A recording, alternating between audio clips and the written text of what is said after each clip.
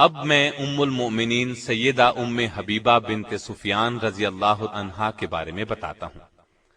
آپ رضی اللہ عنہا کا نام رملہ، کنیت ام حبیبہ، والد کا نام ابو سفیان اور والدہ کا نام صفیہ تھا۔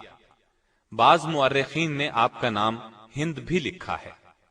معاویہ رضی اللہ عنہ کی بہن تھی، اعلان نبوت سے 17 سال پہلے پیدا ہوئیں، شروع ہی میں مسلمان ہو گئی تھیں۔ ان کا پہلا نکاح عبید اللہ بن جہش سے ہوا تھا۔ دونوں میاں بیوی بیک وقت مسلمان ہوئے اور دونوں نے ایک ہی وقت میں ہجرت حبشہ کا شرف حاصل کیا۔ حبشہ میں ان کے ہاں ایک لڑکی پیدا ہوئی، اس کا نام حبیبہ رکھا گیا، اسی وجہ سے کنیت ام حبیبہ رکھی گئی۔ لیکن عبید اللہ بن جہش مرتد ہو گیا، اسلام چھوڑ کر عیسائی ہو گیا۔ ام حبیبہ اسلام پر قائم رہیں۔ سیدہ ام حبیبہ فرماتی ہیں کہ عیسائی ہونے سے پہلے میں نے اسے ایک نہایت بری شکل میں دیکھا، میں بہت گھبرائی۔ صبح ہوئی تو پتہ چلا کہ وہ عیسائی ہو گیا ہے۔ میں نے اپنا خواب اسے سنایا کہ شاید توبہ کر لے، لیکن اس پر کوئی اثر نہ ہوا۔ شراب و کباب میں مشغول ہو گیا اور اسی حالت میں مر گیا۔ اب سیدہ حبشہ میں تنہا تھی۔ بیان فرماتی ہیں کہ چند روز بعد میں نے خواب میں دیکھا کہ کوئی شخص مجھے یا ام المؤمنین کہہ کر بلا رہا ہے۔ میں بہت گھبرائی۔ جب میری عدت ختم ہو گئی تو مجھے نجاشی کے ذریعے سے نبی صلی اللہ علیہ وسلم کا پیغام پہنچا۔ سیدہ ام حبیبہ نے آپ کا پیغام منظور کر لیا۔ آپ کے پاس یہ پیغام نجاشی نے اپنی باندی ابرہہ کے ذریعے بھیجا تھا۔ آپ رضی اللہ عنہا نے منظور کرتے ہوئے چاندی کے کنگن، پازیب اور انگوٹھیاں وغیرہ اتار کر اسے انعام میں دے دی۔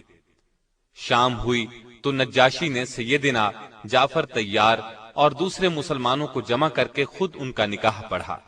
400 دینار مہر مقرر ہوا، جو اسی وقت رسول اللہ صلی اللہ علیہ وسلم کی طرف سے خالد بن سعید رضی اللہ عنہ کو دے دیے، جو کہ ام حبیبہ کی طرف سے وکیل تھے۔ اس طرح یہ نکاح ہوا۔ لوگ اٹھنے لگے تو نجاشی نے کہا، ابھی بیٹھیے، انبیاء علیہم السلام کی سنت یہ ہے کہ نکاح کے بعد ولیمہ بھی ہونا چاہیے۔ چنانچہ کھانا آیا، ولیمے سے فارغ ہو کر سب رخصت ہو گئے۔ چنانچہ سیدہ ام حبیبہ جب مدینے آئیں تو تمام حالات اور واقعات کہہ سنائے۔ آپ صلی اللہ علیہ وسلم سن کر مسکراتے رہے۔ نجاشی نے سیدہ ام حبیبہ کو شرحبیل بن حسنہ کے ساتھ آپ کی خدمت میں بھیجا تھا اور اپنی طرف سے انہیں گھریلو سامان بھی دیا تھا۔ یہ نکاح 6 ہجری کے آخر یا 7 ہجری کے شروع میں ہوا۔ اس وقت آپ رضی اللہ عنہا کی عمر 36 یا 37 سال تھی۔ ابن حیثمہ نے اپنی تاریخ میں مصعب بن عبداللہ کے حوالے سے لکھا ہے کہ رسول اللہ صلی اللہ علیہ وسلم نے ام حبیبہ سے نکاح کیا تو اس زمانے میں ان کے والد ابو سفیان مسلمان نہیں ہوئے تھے۔ سیدہ ام حبیبہ صورت اور سیرت دونوں کے لحاظ سے ممتاز تھیں۔ آپ رضی اللہ عنہا کی روایت کردہ احادیث 65 ہیں۔ آپ کو اسلام اور رسول اللہ صلی اللہ علیہ وسلم سے بہت محبت تھی۔ یہ اسلام سے محبت ہی تو تھی کہ ان کا شوہر عبید اللہ عیسائی ہو گیا تھا، لیکن یہ برابر اسلام پر ثابت قدم رہی، شوہر کے عیسائی ہونے اور علیحدگی کی پرواہ نہ کی۔ اسلام سے محبت کا ایک اور ثبوت بھی ملتا ہے کہ فتح مکہ سے پہلے سیدہ کے والد ابو سفیان صلح کی شرائط طے کرنے کے لیے مکے سے مدینے کی طرف روانہ ہوئے۔ آپ صلی اللہ علیہ وسلم نے صحابہ کو خبر دی کہ ابو سفیان مکے سے صلح کی مدت بڑھانے اور عہد کو مضبوط کرنے کے لیے آ رہا ہے۔ ابو سفیان اس وقت تک مسلمان نہیں ہوئے تھے۔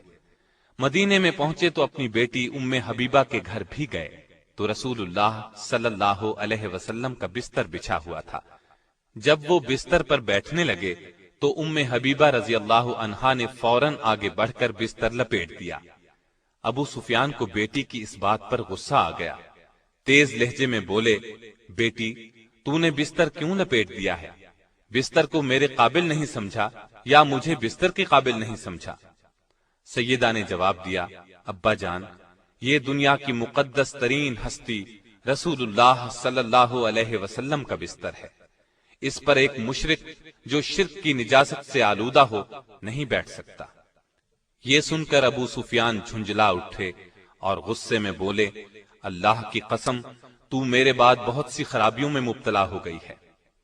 سیدہ ام حبیبہ رضی اللہ عنہا نے جواب دیا، میں خرابیوں میں مبتلا نہیں ہوئی، اور ان کے غصے کی پرواہ نہیں کی اور کہا، میں کفر کے اندھیرے سے نکل کر اسلام کے نور ہدایت کی روشنی میں داخل ہو گئی ہوں۔ اور تعجب ہے، آپ قریش کے سردار ہو کر پتھروں کو پوجتے ہیں، جو سنتے ہیں نہ دیکھتے ہیں، کسی کا کچھ بنا سکتے ہیں نہ کچھ بگاڑ سکتے ہیں۔ آپ حدیث پر شدت سے عمل کرتی تھی، دوسروں کو بھی اس کی تاکید کرتی تھی۔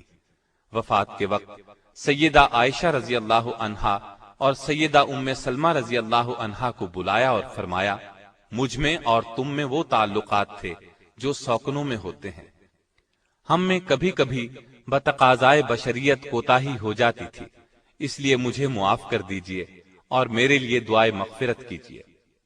اس پر سیدہ عائشہ رضی اللہ عنہا نے فرمایا، تم نے مجھے خوش کر دیا، اللہ تمہیں بھی خوش رکھے۔ آپ رضی اللہ عنہا فطرتاً نیک تھی، ان کی ایک حدیث سے دین کی محبت کا اندازہ ہوتا ہے۔ فرماتی ہیں، میں نے رسول اللہ صلی اللہ علیہ وسلم سے سنا ہے، جو شخص دن اور رات میں 12 رکعت نماز نوافل ادا کرے، اس کے لیے جنت میں گھر بنایا جائے گا۔ اس کے بعد فرماتی ہیں، جب سے میں نے آپ صلی اللہ علیہ وسلم سے یہ بات سنی، ہمیشہ نوافل پڑھے، کبھی ان کو ترک نہیں کیا۔ آپ رضی اللہ عنہا کے ہاں عبید اللہ بن جہش سے 2 بچے پیدا ہوئے، ایک عبداللہ، دوسری حبیبہ۔